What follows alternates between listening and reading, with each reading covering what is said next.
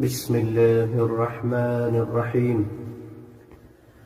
الحمد لله الذي أنزل على عبده الكتاب ولم يجعل له عوجا قيما لينذر بأسا شديدا من لدنه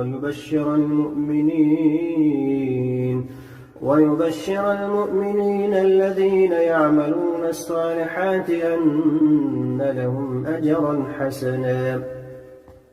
ماكثين فيه أبدا وينذر الذين قالوا اتخذ الله ولدا ما لهم به من علم ولا لآبائهم كبرت كلمة تخرج من أفواههم إن يقولون إلا كذبا فلعلك باخع نفسك على آثارهم إن لم يؤمنوا بهذا الحديث أسفا إنا جعلنا ما على الأرض زينة لها لنبلوهم أيهم أحسن عملا وإنا لجاعلون ما عليها صعيدا جرزا أم حسبت أن أصحاب الكهف والرقيم كانوا من آياتنا عجبا إذ أوى الفتية إلى الكهف فقالوا ربنا آتنا من لدنك رحمة وهيئ لنا من أمرنا رشدا وضربنا على آذانهم في الكهف سنين عددا ثم بعثناهم لنعلم أن الحزبين أحسن ما لبثوا أمدا نحن نقص عليك نبأهم بالحق إنهم فتية آمنوا بربهم وزدناهم هدى وربطنا على قلوبهم إذ قاموا فقالوا ربنا رب السماوات والأرض لن ندعو من دونه إلها لقد قلنا إذا شططا هؤلاء قومنا اتخذوا من دونه آلهة لولا يأتون عليهم بسلطان بين فمن أظلم ممن افترى على الله كذبا وإذ اعتزلتموهم وما يعبدون إلا الله فأووا إلى الكهف ينشر لكم ربكم من رحمته ويهيئ لكم من أمركم مرفقا وترى الشمس إذا طلعت تزاور عن كهفهم ذات اليمين وإذا غابت تقرضهم ذات الشمال وهم في فجوة منه ذلك من آيات الله من يهد الله فهو المهتد ومن يضلل فلن تجد له وليا مرشدا وتحسبهم أيقاظا وهم رقود ونقلبهم ذات اليمين وذات الشمال وكلبهم باسط ذراعيه بالوصيد لو اطلعت عليهم لوليت منهم فرارا ولملئت منهم رعبا وكذلك بعثناهم ليتساءلوا بينهم قال قائل منهم كم لبثتم قالوا لبثنا يوما أو بعض يوم قالوا ربكم أعلم بما لبثتم فابعثوا أحدكم بورقكم هذه إلى المدينة فلينظر أيها أزكى طعاما فليأتكم برزق منه وليتلطف ولا يشعرن بكم أحدا إنهم إن يظهروا عليكم يرجموكم أو يعيدوكم في ملتهم ولن تفلحوا إذا أبدا وكذلك أعثرنا عليهم ليعلموا أن وعد الله حق وأن الساعة لا ريب فيها إذ يتنازعون بينهم أمرهم فقالوا بنوا عليهم بنيانا ربهم أعلم بهم قال الذين غلبوا على أمرهم لنتخذن عليهم مسجدا سيقولون ثلاثة رابعهم كلبهم ويقولون خمسة سادسهم كلبهم رجما بالغيب ويقولون سبعة وثامنهم كلبهم قل ربي أعلم بعدتهم ما يعلمهم إلا قليل فلا تمار فيهم إلا مراء ظاهرا ولا تستفت فيهم منهم أحدا ولا تقولن لشيء إني فاعل ذلك غدا إلا أن يشاء الله واذكر ربك إذا نسيت وقل عسى أن يهديني ربي لأقرب من هذا رشدا ولبثوا في كهفهم 300 سنين وازدادوا 9 قل الله أعلم بما لبثوا له غيب السماوات والأرض أبصر به وأسمع ما لهم من لدونه من ولي ولا يشرك في حكمه أحدا واتل ما أوحي إليك من كتاب ربك لا مبدل لكلماته ولن تجد من دونه ملتحدا واصبر نفسك مع الذين يدعون ربهم بالغداة والعشي يريدون وجهه ولا تعد عيناك عنهم تريد زينة الحياة الدنيا ولا تطع من أغفلنا قلبه عن ذكرنا واتبع هواه وكان أمره بسم الله الرحمن الرحيم لا أقسم بهذا البلد وأنت حل بهذا البلد ووالد وما ولد لقد خلقنا الإنسان في كبد يغاث بماء كالمهل يشوي الوجوه بئس الشراب وساءت مرتفقا إن الذين آمنوا وعملوا الصالحات إنا لا نضيع أجر من أحسن عملا أولئك لهم جنات عدن تجري من تحتهم الأنهار يحلون فيها من أسابر من ذهب ويلبسون ثيابا خضرا من سندس واستبرق متكئين فيها على الأرائك نعم الثواب وحسنت مرتفقا واضرب لهم مثلا رجلين جعلنا لأحدهما جنتين من أعناب وحففناهما بنخل وجعلنا بينهما زرعا كلتا الجنتين آتت أكلها ولم تظلم منه شيئا وفجرنا خلالهما نهرا وكان له ثمر فقال لصاحبه وهو يحاوره أنا أكثر منك مالا وأعز نفرا ودخل جنته وهو ظالم لنفسه قال ما أظن أن تبيد هذه أبدا وما أظن الساعة قائمة ولئن رددت إلى ربي لأجدن خيرا منها منقلبا قال له صاحبه وهو يحاوره أكفرت بالذي خلقك من تراب ثم من نطفة ثم سواك رجلا لكن هو الله ربي ولا أشرك بربي أحدا ولولا إذ دخلت جنتك قلت ما شاء الله لا قوة إلا بالله إن ترني أنا أقل منك مالا وولدا فعسى ربي أن يؤتيني خيرا من جنتك ويرسل عليها حسبانا من السماء فتصبح صعيدا زلقا أو يصبح ماؤها غورا فلن تستطيع له طلبا وأحيط بثمره فأصبح يقلب كفيه على ما أنفق فيها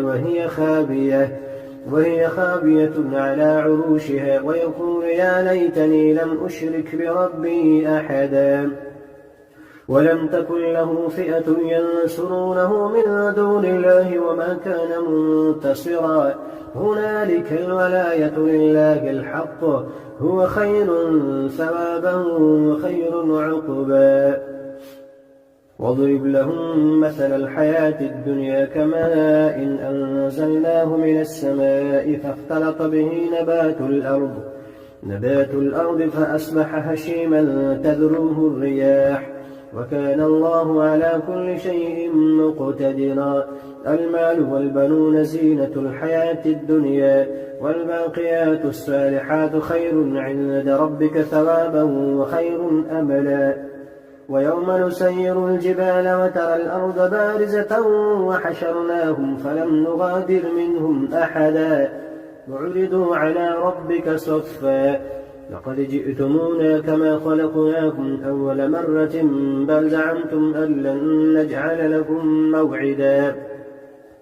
ووضع الكتاب فترى المجرمين مشفقين مما فيه ويقولون يا ويلتنا ما لهذا الكتاب لا يغادر صغيرة ولا كبيرة إلا أحصاها ووجدوا ما عملوا حاضرا ولا يظلم ربك أحدا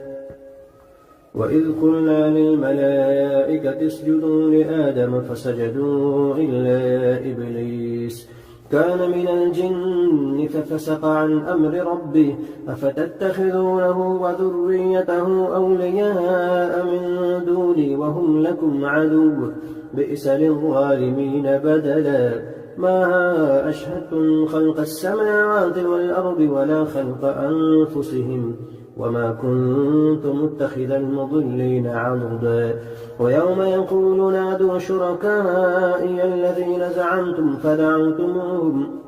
فدعوهم ولم يستجيبوا لهم وجعلنا بينهم موبقا ورأى المجرمون النار فظنوا أنهم مواقعوها ولم يجدوا عنها مصرفا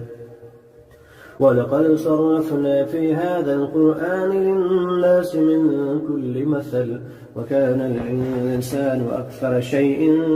جدلا وما منع الناس أن يؤمنوا إذ جاءهم الهدى ويستغفروا ربهم إلا أن تأتيهم سنة الأولين أو يأتيهم العذاب قبلا وما نرسل المرسلين إلا مبشرين ومنذرين ويجادل الذين كفروا بالباطل ليدحضوا به الحق واتخذوا آياتي وما أنذروا هزوا ومن أظلم ممن ذكر بآيات ربه فأعرض عنها ونسي ما قدمت يداه إنا جعلنا على قلوبهم أكنة أن يفقهوه وفي آذانهم وقرا وإن تدعهم إلى الهدى فلن يهتدوا إذا أبدا وربك الغفور ذو الرحمة لو يؤاخذهم بما كسبوا لعجل لهم العذاب بل لهم موعد لن يجدوا من دونه موئلا وتلك القرى أهلكناهم لما ظلموا وجعلنا لمهلكهم موعدا وإذ قال موسى لفتاه لا أبرح حتى أبلغ مجمع البحرين أو أمضي حقبا فلما بلغا مجمع بينهما نسيا حوتهما فاتخذ سبيله في البحر سربا فلما جاوزا قال لفتاه آتنا غداءنا لقد لقينا من سفرنا هذا نصبا قال أرأيت إذ أوينا إلى الصخرة فإني نسيت الحوت وما أنسانيه إلا الشيطان أن أذكره واتخذ سبيله في البحر عجبا قال ذلك ما كنا نبغي فارتد على آثارهما قصصا فوجدا عبدا من عبادنا آتيناه رحمة من عندنا وعلمناه من لدنا علما قال له موسى هل أتبعك على أن تعلمني مما علمت رشدا قال إنك لن تستطيع معي صبرا وكيف تصبر على ما لم تحط به خبرا قال ستجدني إن شاء الله صابرا ولا أعصي لك أمرا. قال فإن اتبعتني فلا تسألني عن شيء حتى أحدث لك منه ذكرا. فانطلقا حتى إذا ركبا في السفينة خرقها قال أخرقتها لتغرق أهلها لقد جئت شيئا إمرا. قال ألم أقل إنك لن تستطيع معي صبرا. قال لا تؤاخذني بما نسيت ولا ترهقني من أمري عسرا. فانطلقا حتى إذا لقيا غلاما فقتله. قال أقتلت نفسا زكية بغير نفس لقد جئت شيئا نكرا. قال ألم نقل لك إنك لن تستطيع معي صبرا. قال إن سألتك عن شيء بعدها فلا تصاحبني قد بلغت من لدني عذرا. فانطلقا حتى إذا أتيا أهل قرية استطعما أهلها فأبوا أن يضيفوهما فوجدا فيها جدارا يريد أن ينقض فأقامه. قال لو شئت لاتخذت عليه أجرا. قال هذا فراق بيني وبينك سأنبئك بتأويل ما لم تستطع عليه صبرا. أما السفينة فكانت لمساكين يعملون في البحر فأردت أن أعيبها وكان وراءهم ملك يأخذ كل سفينة غصبا. وأما الغلام فكان أبواه مؤمنين فخشينا أن يرهقهما طغيانا وكفرا فأردنا أن يبدلهما ربهما خيرا منه زكاة وأقرب رحما. وأما الجدار فكان لغلامين يتيمين في المدينة وكان تحته كنز لهما وكان أبوهما صالحا فأراد ربك أن يبلغا أشدهما ويستخرجا كنزهما رحمة من ربك وما فعلته عن أمري ذلك تأويل ما لم تستطع عليه صبرا. ويسألونك عن ذي القرنين قل سأتلو عليكم منه ذكرا. إنا مكنا له في الأرض وآتيناه من كل شيء سببا فأتبع سببا حتى إذا بلغ مغرب الشمس وجدها تغرب في عين حمئة ووجد عندها قوما. قلنا يا ذا القرنين إما أن تعذب وإما أن تتخذ فيهم حسنا. قال أما من ظلم فسوف نعذبه ثم يرد إلى ربه فيعذبه عذابا نكرا. وأما من آمن وعمل صالحا فله جزاء الحسنى وسنقول له من أمرنا يسرا. ثم أتبع سببا حتى إذا بلغ مطلع الشمس وجدها تطلع على قوم لم نجعل لهم من دونها سترا كذلك فقد أحطنا بما لديه خبرا. ثم أتبع سببا حتى إذا بلغ بين السدين وجد من دونهما قوما لا يكادون يفقهون قولا.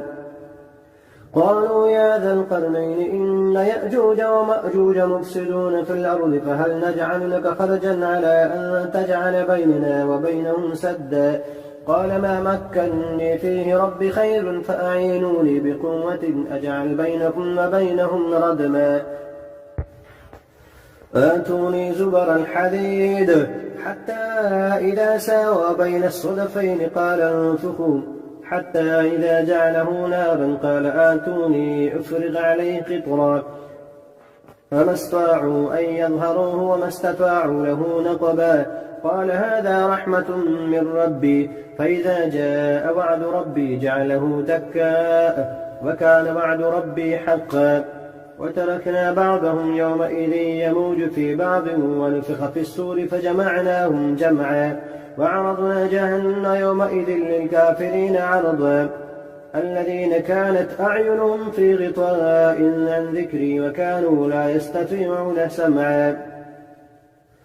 أفحسب الذين كفروا أن يتخذوا عبادي من دوني أولياء إنا أعتدنا للكافرين نزلا قل هل ننبئكم بالأخسرين أعمالا الذين ضل سعيهم في الحياة الدنيا وهم يحسبون أنهم يحسنون صنعا أولئك الذين كفروا بآيات ربهم ولقائه فحبطت أعمالهم فلا نقيم لهم يوم القيامة وزنا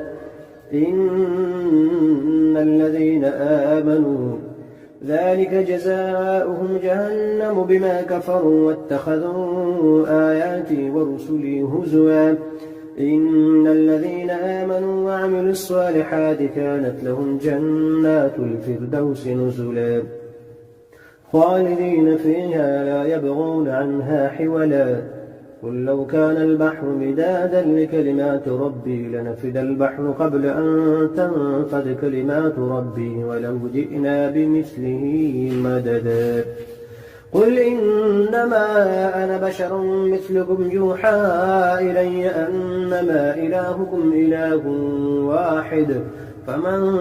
كان يرجو لقاء ربه فليعمل عملا صالحا ولا يشرك بعبادة ربه أحدا.